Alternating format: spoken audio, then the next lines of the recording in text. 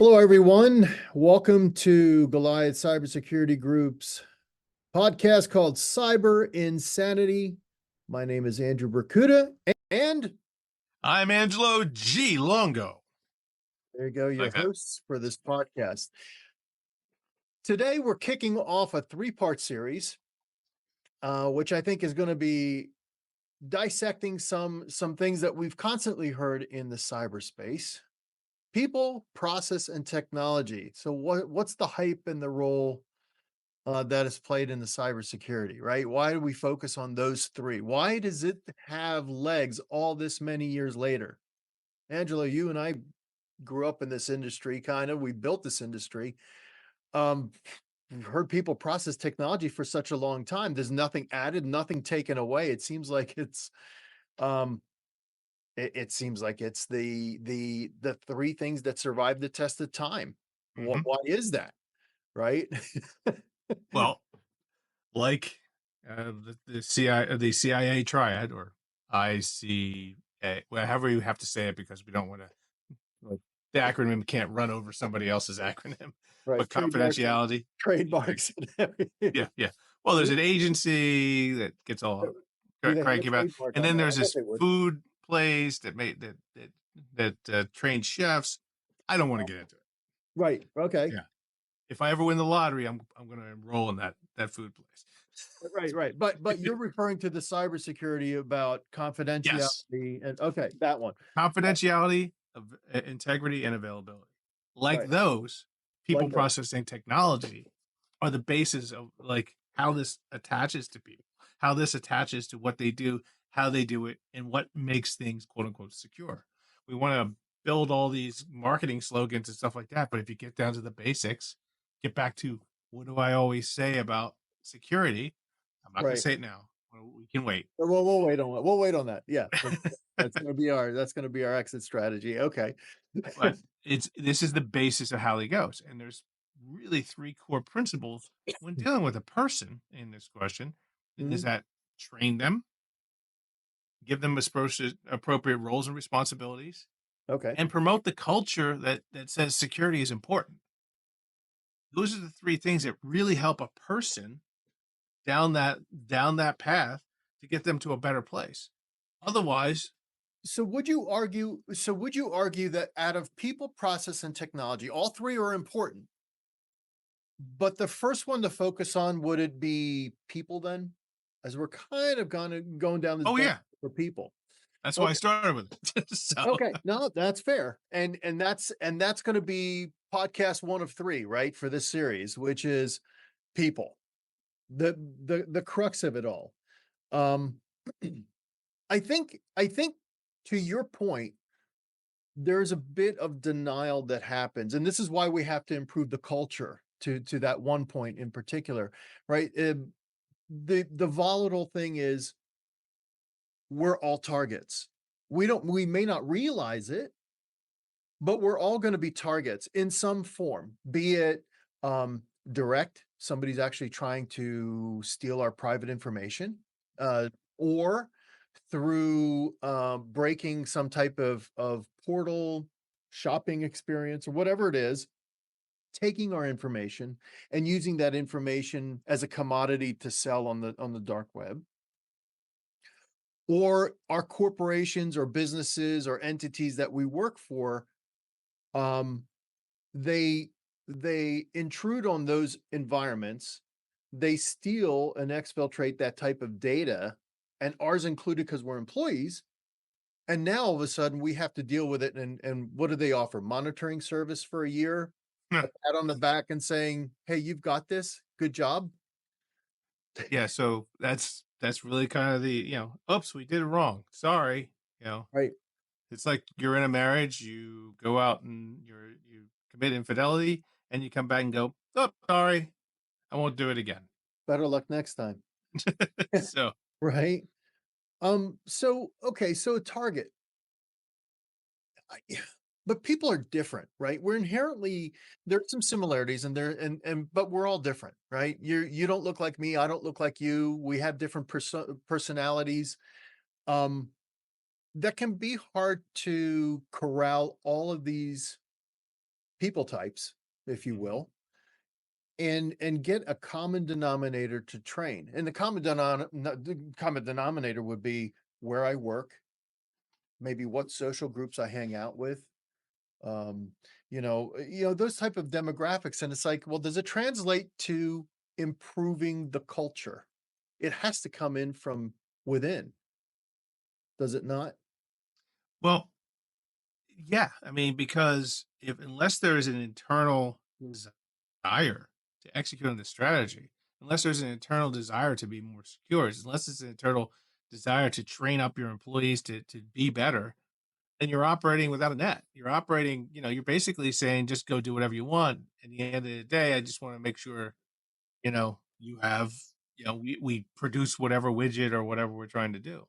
But that leads to, when people are given kind of free reign like that, you have you've seen it before, and I'm not accusing, I'm just illustrating what has happened in culture, in people who go out to do jobs, say overseas, and in overseas, maybe they have to interact with some government functionary, and that government functionary is like, hey, kind of have their hand out saying, we expect something.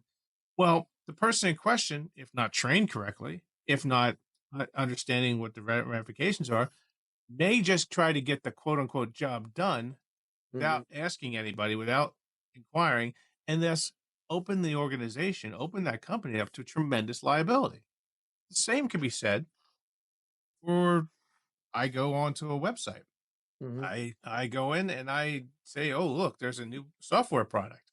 I bring it into the organization. Maybe I accept a EULA in regard to this. That's an end user license agreement. Maybe that EULA then now applies to my organization because of the language in there. And I just clicked through and didn't read it. I mean, they're yep. hard to read. And now the responsibility and the issues and stuff that stem from that can be part and parcel of that. You can also argue the other fact. What if that software is a malware? What if you're just bringing in something that's untoward? I'm illustrating facts. I'm Well, and illustrating things that have occurred. yeah, and there are examples of um, programs out there that arguably have some type of like contact services. If you're in sales, it's enticing to hear, hey, for a nominal fee, I will give you access to all these greenfield opportunities, these people's usernames or their email addresses and phone numbers, so you Right. can reach out, so you can cold call or reach out and make a little bit more of a better um, sales campaign, right? Yeah. But what they don't realize is some of these companies that are doing this actually have ties back to or somehow interact with those places that are less than um, Reputable. reputable, yes, in their practices, meaning that they would go ahead and groom this information just to sell it back. Um, Or it's One or case in point that I can think of is actually one that says yes, and in the EULA, to your point, is we have the right to take your data to fill out the databases that we will sell back to somebody else. and the other or I was trying to say is that not only not very reputable places, but perhaps even nation states. Right. A nation state do not say a nation state will not create, publish, and or try to get out a Mhm. particular application or something, especially on phones. You know, you can gain a lot of information about a company, a person, etc. via a phone. Yeah. And the requirements, people will accept them all the time. Commingling your corporate data with personal data and also exposing your information externally. That we don't know what people are using it for and what they're doing with it. That's the one thing we need to be cautious of. Not one thing. It I think is it a was thing. I think several companies, I mean, Proofpoint in particular comes to mind, but there are many others that have either type of email gateway types of services or data loss prevention companies. Insert name here. They all do some type of yearly scorecard, right? Mhm. And it seems that a high percentage of this stuff initiates with a person. Absolutely. Requires somebody to click the link, Yeah. requires somebody to say yes, requires somebody to put their username and password in. Yeah, No. mad clicking disease. Yes, yes, yes, yes, yes. Install it because Yep. I want that gratification now of whatever the application is offering, marginal or otherwise, or even to testing it. Um, and and there lies the problem, right? You can train people, and there are ways of training people, testing to see if they have that retention. Um, every time we've done computer-based training for companies that I with in the past, it's like, oh, it's security month. Yay, I got to do another CBT. Oh, yay, I'm going to be spending 7 hours on computer-based training. I'll be sitting there watching Bob sending the same email he sent for the past 7 years in this campaign, and we still know the answer to this. And I bet you if I wrote down the answers, it's the same as last year. Let me see if I can rip through it. Oh, yeah, I saved them last year.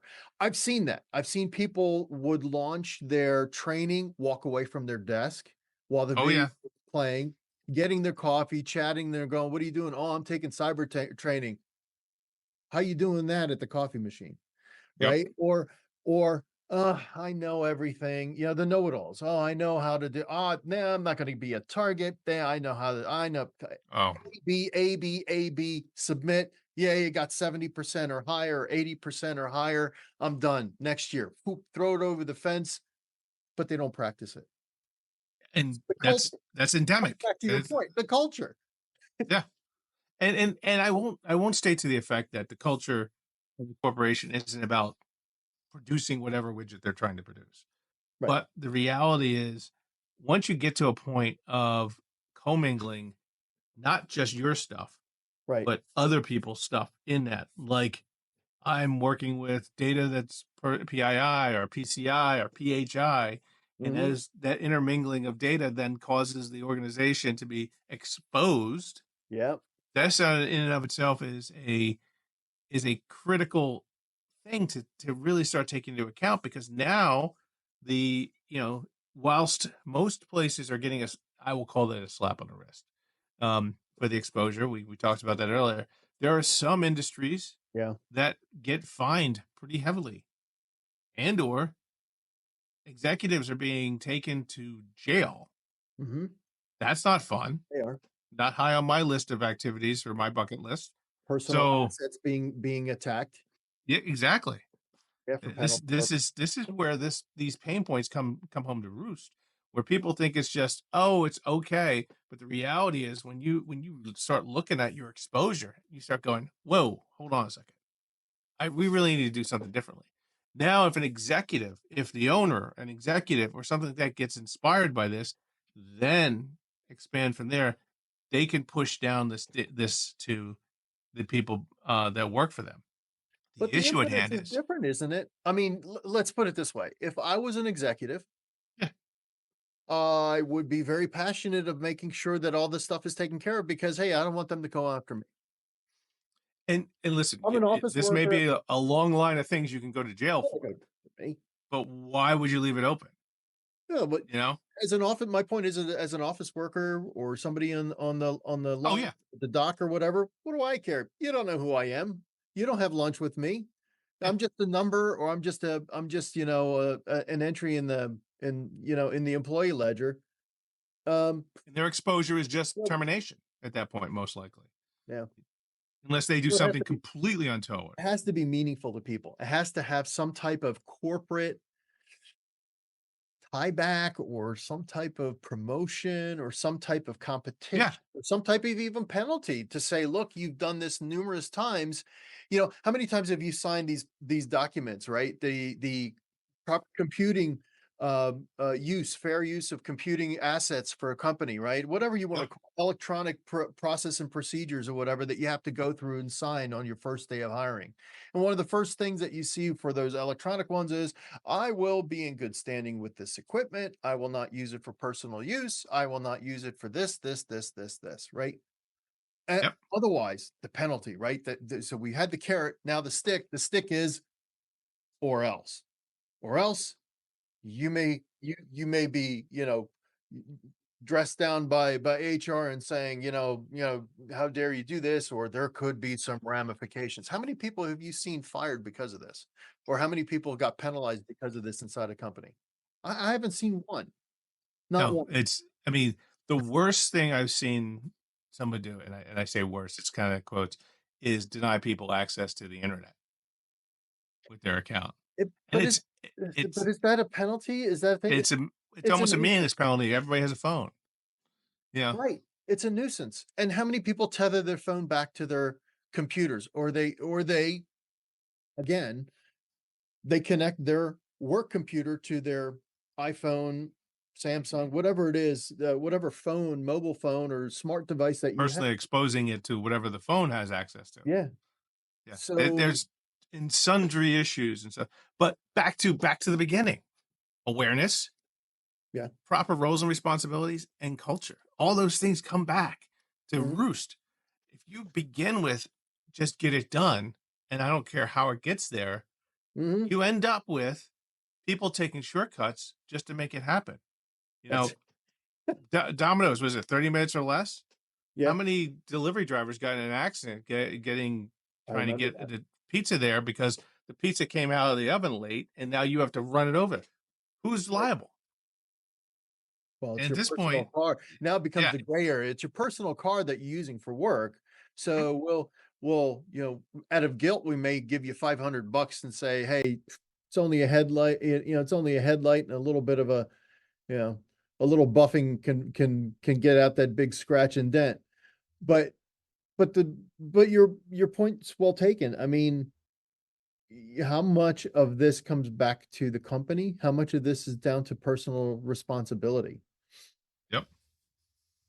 So I this is what the hard thing is. If you're going to start, yeah. and a lot of companies are not starting with this. A lot of companies are saying, "Oh, we need to do this." So Mm, now, after the fact, they're coming back and going, "Okay, how do we instill a culture of cybersecurity? How do we go back and take away administrative access from all the people who have it? How do we train people in a meaningful way?" All those things come back to, if you try to do everything all at once, yeah. the thing will implode. You have to But ratchet it. yeah, and And and, and unfortunately, auditors and certifiers and federal agencies yeah. only see yes or no, black and white. Just is it on or off? That's it. And without knowing the fact, there has to be a path to get there, because or else the company will cease to be able to function for a period of time. So let me go from row justified to column justified for a second. And by that I mean this. You've done Transposing. large, yeah. You've done large companies, you've done small companies. Yep. Let's let's do a compare and contrast here, because for a large company, you can modify the culture to arguably a more secured culture. Mm-hmm. It's incremental, it's Mm-hmm. slower, Oh yeah. but you can enforce it much better because you have the mechanisms to do that. Whereas a small company, I would argue, they're faster to do the changes potentially Mm-hmm. because there's no red tape. There's not that big of a culture. It's just us, Yep. in the room. But it's harder to drag them through it because, well, Bob and I grew up together.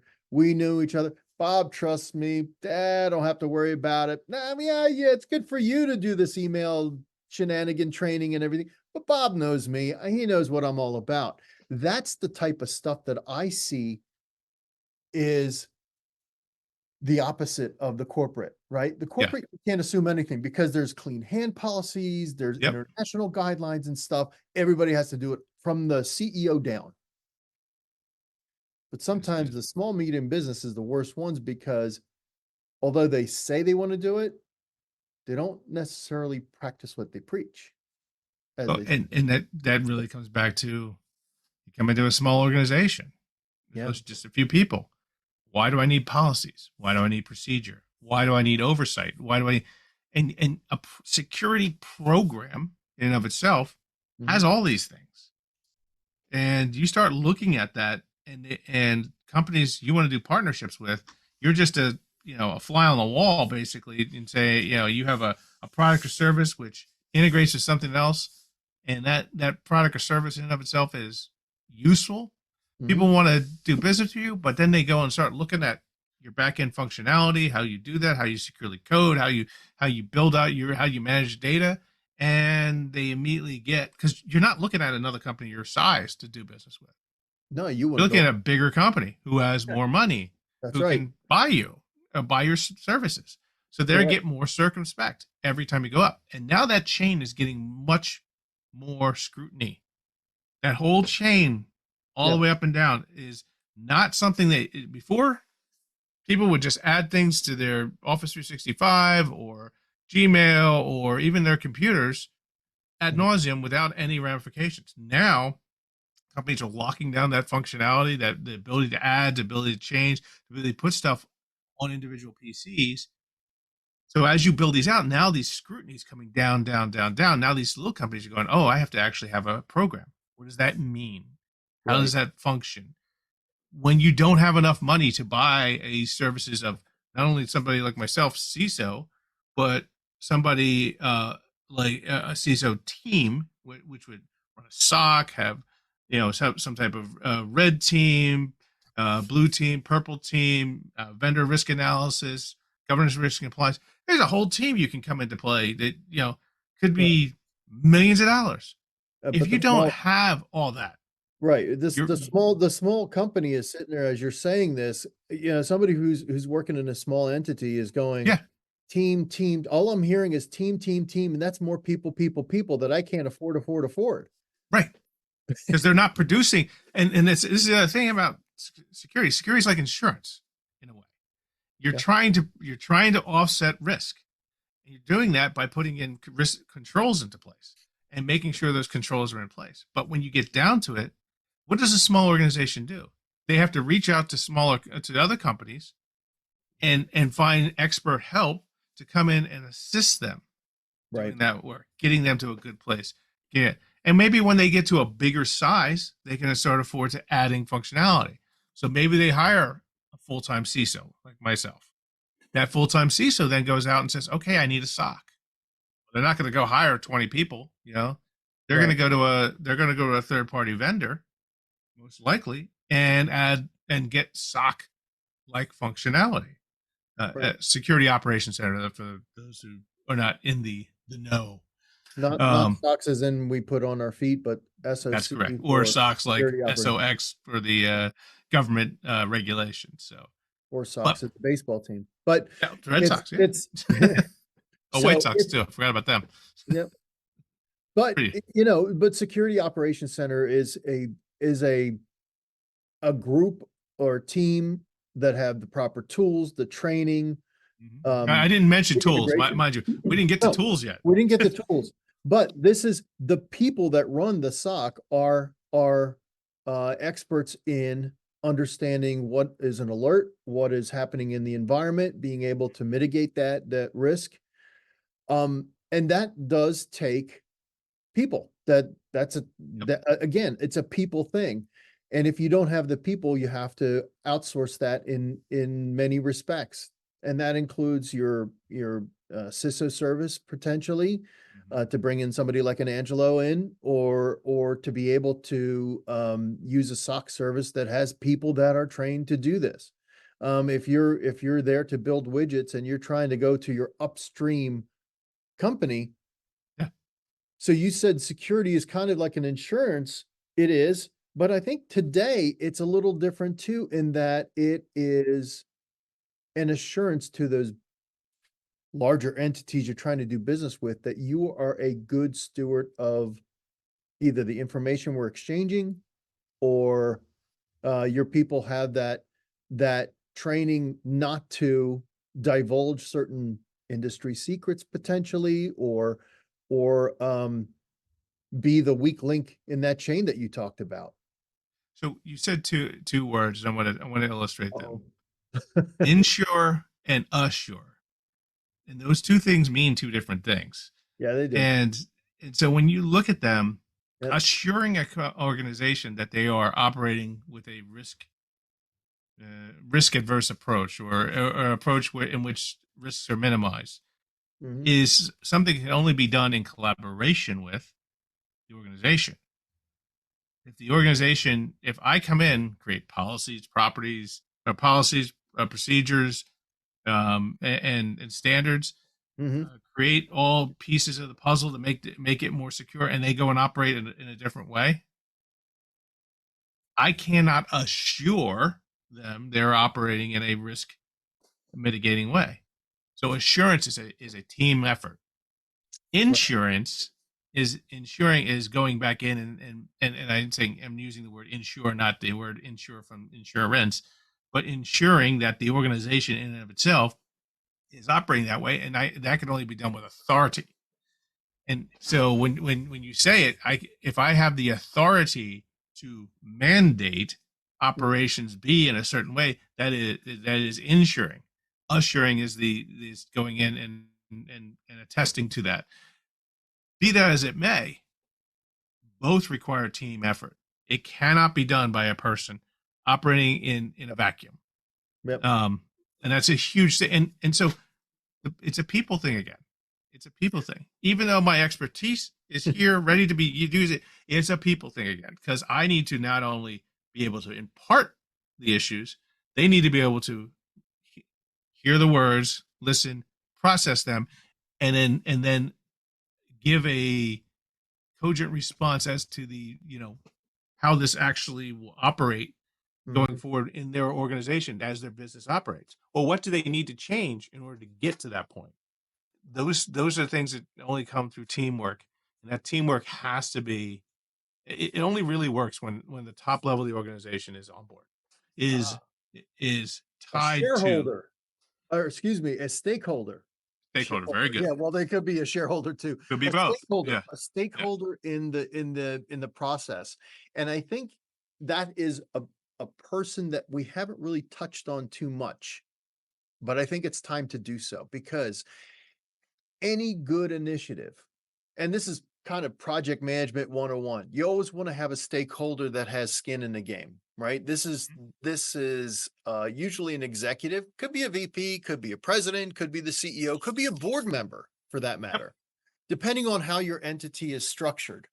This stakeholder would be the one that would be the driving force to clear a path for you from that red tape, from that resistance from Mhm. people, because let's face it, everybody loves change as long as it's not with them, Not in right? my backyard. Yeah, not my backyard. Um, so this is the person that's going to say, "Make it so." If I can use a Star Trek, Or Trek. You Picard, almost said Star Wars. A Picard reference here. Make it so, number one, right? They're going to be the one that says go, and they go. That is an important distinction, to find somebody who's your champion here. Mhm. Would all companies have this champion? No, some people are just reacting to something that happened. They had a breach, they had an issue, they had a problem. They don't really know what to do. And you have to kind of generate that. You have to build a champion sometimes. Okay. Sometimes that champion is bringing you in, but maybe they're not in the right spot. Uh, Sometimes that champion is the person who needs to be it. It's not always clear that you may be there for. I'm saying you. I'm really referring to myself and my team, because the issue at hand is you may be there for an event that occurred, and you mhm, may recognize X, Y, and Z and need to impart that. You may impart it to somebody. That person may then not know what to do with it, and not know how to, basically give it to somebody else so they understand what's going on. So the issue at hand is you need to the champion in itself needs to be at a high enough level that the what occurs, what Hmm. changes are needed, are actually a doable item, or they can do what? Accept the Risk. because if someone can't accept the risk, chances are they're not a champion that's going to be useful. So, and I say that from the point of view of an overall security program. I'm not belittling anybody, but if they can't say, "Yep, I accept the risk in the name of the business," or get the person who can accept the risk to accept it, then you're operating without a net again. So I've run across, and I'm going to say this, a tactical champion and a strategic champion. Mhm. And I just, let me make a Yeah, I could see that. distinction. I could see the distinction between those two. Yeah. So a tactical one is, oh my goodness, we almost suffered a breach, or we had a breach, or we had some score that really was abysmal, and we have to get our act together. They're the ones that, like you said, are bringing you in. They're gung ho. We got to get this done. They become tactical in this respect. Get it done to the point that I don't have to deal with this anymore. A Yes. strategic champion to me is somebody who goes in and goes, look, I'm bringing you in. We may or may not have had an issue or some type of hiccup in our processes or whatever, but I see the 1 year, the 2 year, the 3 year, the 5 year goal of this is to make us better, badder, stronger, able to leap tall buildings as an entity. I need help. I know you're here. I'm in it with you through thick and thin.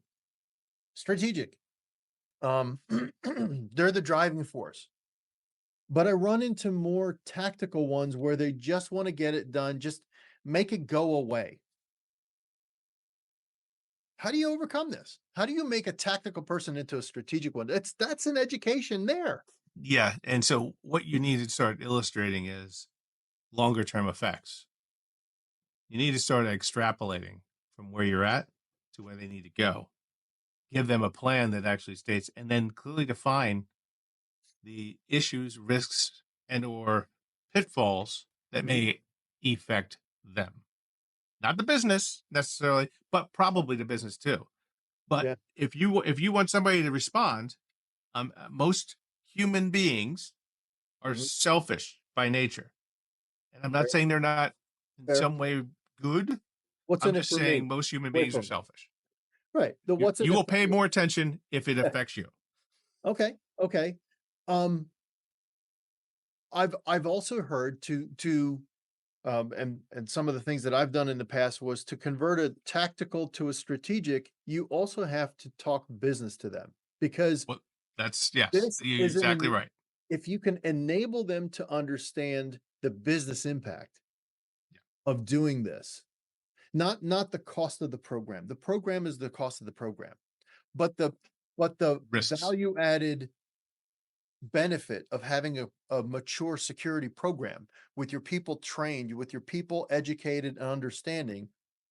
There are some good cost benefits to this. One, cyber insurance can get cheaper if you have a Oh program yeah. like this. Oh yeah. Hey, that's a benefit, especially the cost of cyber insurance today, right?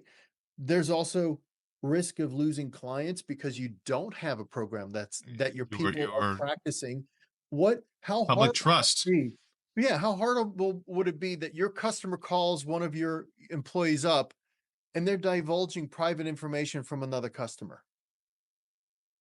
Has that ever happened? Yeah, I've seen it happen. I, I've There's this thing that goes on. It's called backpedaling. Oh, yes. sorry, we gave the wrong. Well, I opened up the wrong file or whatever. Yep. Well, wait a minute. If you did that to one of your other customers, when did you do that on my information to one of your Hmm. other customers? Now all of a sudden it's like you're eroding the trust that Yep. you've built with your client. But back to my original statement. You're dead on. The only way you're going to be able to extrapolate, and this is one of the biggest CISO responsibilities, and or CIO. You got to translate tech. You got to translate cyber into business language. And because people do not understand what a SIM is. People can't even say it right. Stop there. Yeah, That's just a little I've side heard chat. Stop. I've heard different flavors of that, and But I judge not. I judge not. but the issue at hand is it's meaningless to somebody who doesn't operate in that field, who doesn't understand. And you're dead on. You have to get it translated to business trend. What I was referring to is gathering the attention of the individual Mhm. and then extrapolating from there. We start talking about long-term things. We start talking about the plan and ramifications. Ramifications to the business are just as important to somebody who is in that role as ramifications to themselves. Right. Um, if they're in a strategic enough role. So that's part of the issue here. But the end goal, yeah, you're dead on. I don't. I'm not in any way disagreeing with you. I'm just corroborating your statement. And my findings so far. My experiences, my experiences. Okay. So let me switch gears for a second. Because people, I think, have a large part to do with this type of scenario. And we've seen this play out over the weekend. There was an article, I think it was in Dark Reading, one of the cyber magazines, digital content. There was a bank in or financial Hong institution Kong in Hong Kong, right? And somebody put on an AI persona of the and absconded CFO. $25 million by convincing them to do this. It's a little social engineering. It's Mhm. using technology to do this. But I think the thing that struck me the most was when they went on the video conference with this individual that was misrepresenting themselves. Employees initially noted something wasn't right. But But didn't then act on it. they didn't act on it, they pushed it away and monies were exchanged. And it got me thinking, this is training. And there's that thing, if you remember, don't believe everything you hear, half of what you read. I think we're in the day and age now with AI coming on strong. Don't believe everything you hear, half of what you read, and don't believe your eyes. I Um, mean, what's your take on that particular scenario where somebody could potentially be fooled into? I think there's a few things that break down. But aside from people, there's a process and a technology breakdown. Technology is still immature to record, process. Okay, we could yep. do that. But from a people perspective, and I'm trying to focus on people here, they they felt something was wrong. Angelo, I mean, where do we go with this? a lot of times stuff like this is caught in the financial procurement processes. Okay. But the fact this wasn't is another remarkable issue in this entire scenario. There was no double check with the CEO. Yeah. There was no follow up. So the issue at hand is, you know, we talk about controls. What is a control? Control is something, some type of procedure, Yeah. thing, gate, whatever, put into place to, give a yes or a no or a maybe, and then have a stemmed activity based upon that answer. Mhm. If you don't have that, if you cannot define what you do, how you intake stuff, how you do stuff, how you pay stuff, all those things, you can't really state to the effect that you have a process. And if you don't have a process, then things like this can probably occur more often. And what if it occurred at smaller amounts? Well, the harder to catch and Yeah, much longer dwell time. yeah. So you So, move $25 million, people notice. You move but that 20,000 in a but you business that's highlighted making the a couple interplay. million.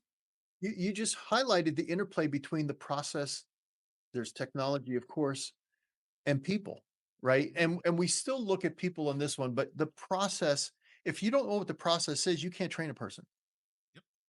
But there was something that was, and I think you and I, when we talked about this, you picked up on something, the gut check. Yeah. Yeah. No one thought Elaborate for this. our pod listeners. Yeah. I guess. Ladies and gentlemen, and all those listening, if you feel weird about something, an email, a phone call, anything, use your gut. I've said this before. If someone calls you and says they're with some organization, Apple, Microsoft, whatever, chances are Apple and Microsoft are not going to call you. But even if they do call you, let's just say I would hang up the phone, I would go to my credit card or go on the internet and go to apple.com or microsoft.com and find a phone number to call that's not the one that just called me. You know, Yeah. gut check. Email their Don't give out information. What's that?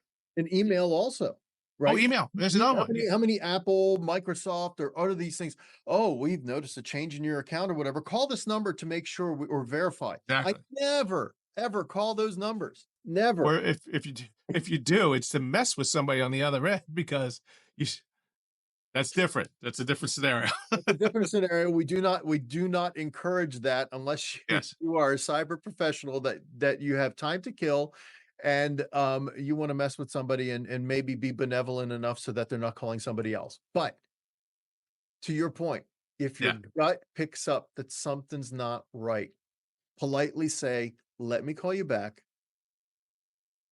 Go to a known good number. If it's your bank, go on your bank's actual web page, their actual 800 number or whatever call center, and get routed through that and say, I've been disconnected. I need to get a hold of whatever the group is. Yep. And let them route you through. They're aware that this is happening. They are happy to do that. That's their job. They have fraud departments. They do have fraud. Departments dedicated to this. Right. They are instructing their own clients to do that. Don't click on the web link. Don't click on, it may be convenient to see a little button that says verify here or click Yeah. here to confirm, or It may look like something completely, I mean, they're good enough to make it look completely legitimate. Yeah. Where they can't seem to overcome is the website. and the person clicking on that website. Yeah. Well, yeah, I'm talking about the website link. Yes, exactly. But what I'm talking about is if you mouse over, you should see a little highlighted thing down at the bottom saying this is not the website you're looking for. If you're going to Microsoft, Microsoft.com should be on the far right, or should be of the domain name. If it's anything else, it's suspect. Yeah. There should be nothing between Microsoft and com except a dot. Yep. It shouldn't be Microsoft at bobslumberyard.com. It's Microsoft.com. It's, my It's bank name. apple.com. It's Your Microsoft.com. Right. iCloud.com. It's important. It's important. Yeah. This is a people training thing, right? So with AI, it just obfuscates and makes it so much harder to understand what's real anymore.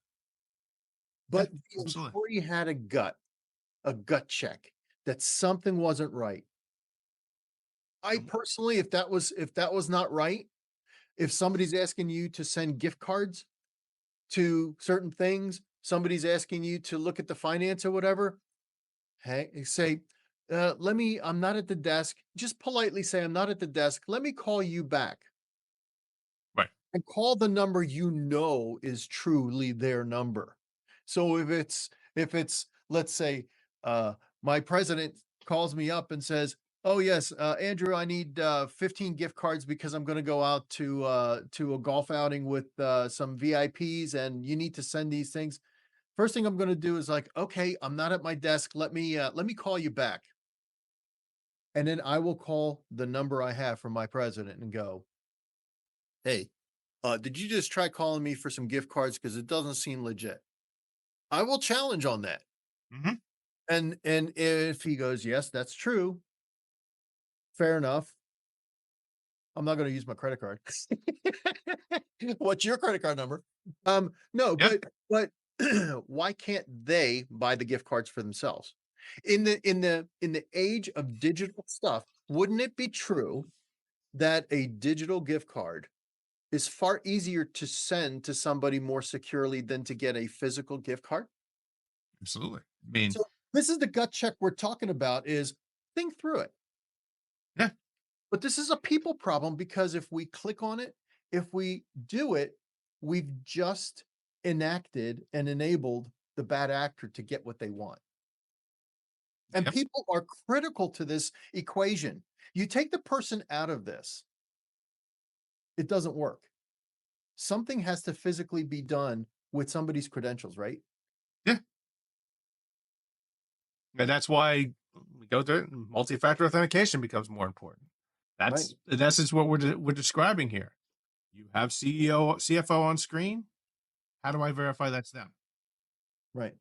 Yeah. Now, we mentioned earlier, and we'll probably wrap up pretty soon here, but I've said a statement many years ago.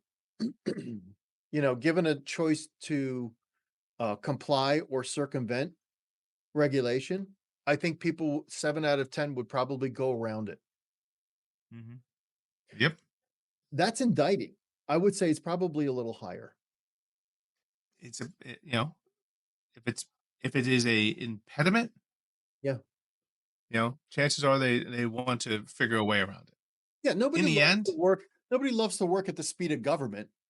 And yet, right? And yet we think that all of these things are more of a nuisance to make us frustrated than to help the proper mindset, enforce the culture, enforce good, safe practice, put those checks in place so that we don't go and indiscriminately send stuff out the door that we don't need to. yeah, agreed. It's a people problem. Mm-hmm. This is a Absolutely. people problem. Um, and it can be a people solution if we embrace what's happening. We can make things frustrating, or we can embrace it and say, look, our culture has to change. There's an understanding that we're all going to have to change, me included. Let's make this as interactive, engaging, memorable, so that we walk away, as they say, making the planet a little bit better because we've done our part in not promoting cyber malfeasance. Yeah. I mean, that's a little bit we can do. Yeah. But the benefit, I think the cost benefit from a business perspective, um, you can't not do it today. You have to, because it's cost your business in reputation, risk to losing business, Fines. fines, higher insurance. The Everything's cost another of life. additional cost. Yeah. Businesses, Yeah. you don't want cost. You want to reduce cost. Yep. And to do that, you need to reduce risk. Yeah. And to You reduce want to risk, save money. yeah. Unfortunately, you got to spend a little money to save that money. Yeah. That is the nature of the world. And it's operating costs and business and sales that Yeah. you could recoup once you show and demonstrate that you're actively using this and all your people are aware of this and are practicing it down to the loading dock. Mhm. Anybody who's computer or an employee, even your subcontractors, even extended to your other vendors, you become the big boy in the block, as they say. You then enforce it to your partners and saying, I have a cybersecurity process. I have people trained. What are you doing to do yours? And you can't be my weak link. Dead on, dude. Dead on. So with that, Angelo, let me Well, say this. Let me say this. before I say it, I want to make one statement. Yeah. This is kind of something you said before. Make it so. Make it Informational statement for everybody out there. If you have Apple CarPlay in your car and you go to send a text, instead of saying send, you can say make it so. Just a little informational thing. Just to everybody. and there you Someone was go. a Star Trek fan, obviously. And there you go. I'm a big sci-fi nerd. I'm guilty as charged. So, So as we wrap up, I mean, you have a quote that you like to say. I yes. think this is also applicable when you're talking with trying to make all your employees come along a program that you're designing, a cybersecurity program. Right. And that quote is, Complexity is the enemy of security. If you and can't explain it, you don't please know. You apply don't it, know what to do. apply it to people. Go ahead. Yeah. Apply to people. Yes. And let's get back to it. confidentiality, integrity, and availability, awareness, good roles and responsibilities, and culture. All those are simple concepts, big concepts, but simple in explaining those things. Andrew, I think you might have a quote as well. I do, and it's very apropos. The best security device resides within our ears, if we so choose to use it, right? Again, the gut check is important. Knowing this stuff and applying it and living it is gonna be important, but we gotta use our head in this. So, with that, folks, I ask that you do one thing for us. We've been providing you content. Please subscribe. Please like these podcasts. We do them to educate, to be able to pull people along into the cybersecurity space in what we think is actionable, easy to understand type bits. I mean, how else do you eat the 800-pound elephant in the room? One bite at a time. So this is how we do it with cybersecurity too. Like and subscribe. We look forward to the next podcast, and the next part in the series, part 2 of 3, is going to be more about the process. So stay tuned, and we'll talk to you next time. Thanks for joining.